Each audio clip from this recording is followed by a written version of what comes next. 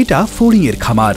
এভাবেই বাণিজ্যিকভাবে খামার করে চাষ করা হচ্ছে লাখ লাখ ঘাস ফড়িং।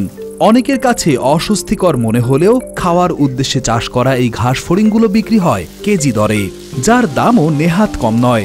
মান ও আকার ভেদে এসব ঘাস ফড়িংগুলো 500 থেকে 1000 টাকা কেজি দরে বিক্রি হয়।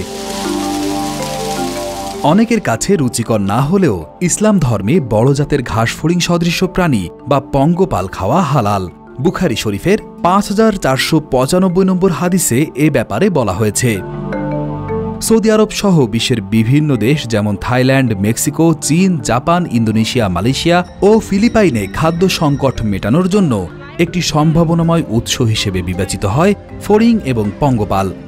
বিশেষজ্ঞদের ধারণা, আগামীর পৃথিবীতে মাংসের বদলে প্রোটিনের চাহিদা মেটাবে ফড়িং সহ নানা ধরনের কীটপতঙ্গ। থাইল্যান্ড, চীন, ভিয়েতনাম, উগান্ডা, কেনিয়া, মেক্সিকো এমনকি ইসরায়েলেও গড়ে উঠেছে ফড়িংয়ের বাণিজ্যিক খামার। এসব খামারে ফড়িংয়ের ডিম, লার্ভা থেকে শুরু করে পূর্ণবয়স্ক ফড়িং পর্যন্ত যত্ন করে লালন পালন করা হয়। প্রজনন মৌসুমে ক্ষেত খামার থেকে ফড়িং ধরে খামারে নিয়ে আসা হয়।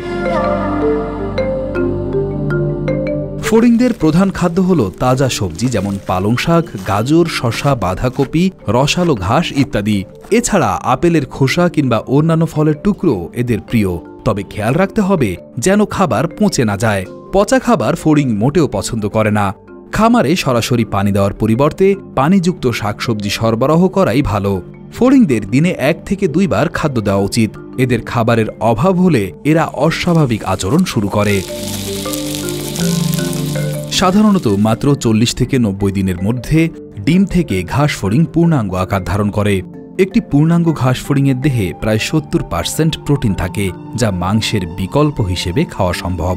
খামারিরা পূর্ণাঙ্গ ফড়িং স্থানীয় বাজার এবং বিশ্বের বিভিন্ন দেশে শুকনো অথবা হিমায়িত করে রপ্তানি করে। বাংলাদেশের ফুটপাতে যেমন সিঙ্গাড়া, সমোচা ইত্যাদি পাওয়া যায়, ঠিক তেমনি পূর্ব এশীয় বেশ কিছু দেশের ফুটপাতে মুখরোচক খাবার হিসেবে ফড়িং এবং পঙ্গপাল ভেজে বা রোস্ট করে হালকা নাশতা হিসেবে বিক্রি করা হয়। দক্ষিণ এশিয়ার কিছু অঞ্চলে মশলা ও টমেটো ব্যবহার করে সুস্বাদু ফড়িংয়ের তরকারিও রান্না করা হয়। ফড়িং শুকিয়ে ভেজে পটেটো চিপসের মতো স্ন্যাক্স হিসেবেও খাওয়া যায়।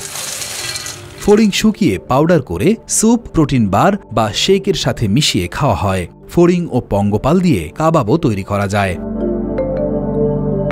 ফড়িং, ঘাস ফড়িং, পঙ্গপাল বর্তমানে নিয়মিত চাষ হচ্ছে শক্তিশালী প্রোটিনের উৎস হিসেবে। শুধু মানুষ নয়, পশু, পোল্ট্রি ও মাছের খাদ্য হিসেবেও ব্যবহার করা হয় ঘাস ফড়িং কিংবা অন্যান্য কীটপতঙ্গ। এগুলো চাষে সময়, খরচ এবং স্থানের প্রয়োজন হয় অনেক কম।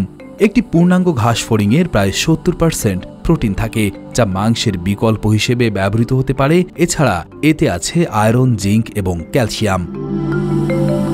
বাংলাদেশের আবহাওয়া এবং জলবায়ু ফড়িং চাষের জন্য উপযুক্ত, তবে ফড়িং চাষ আমাদের দেশে প্রচলিত নয়। সম্প্রতি পোল্ট্রি এবং মাছের খাদ্য হিসেবে বিটল পোকা চাষে ব্যাপক সাফল্য পেয়েছেন খামারিরা। ফড়িং চাষে প্রাথমিক বিনিয়োগ তুলনামূলক কম, স্বল্প মূলধন দিয়েই শুরু করা যায়। চাষের খরচ কম হওয়ায় লাভের হার বেশি, তাই বাংলাদেশেও ফড়িং চাষ লাভজনক হতে পারে। আন্তর্জাতিক বাজারে ফড়িংয়ের চাহিদা বাড়ছে, বিশেষ করে খাদ্য এবং পশু খাদ্য উৎপাদনের ক্ষেত্রে। বাংলাদেশও এই সুযোগ নিতে পারে এবং আন্তর্জাতিক রপ্তানি বাজারের কিছুটা স্থান দখল করতে পারে। ফড়িং চাষ শুধু দেশের প্রোটিনের ঘাটতি মেটাবে না, বরং বৈদেশিক মুদ্রা অর্জনেও সহায়ক হবে।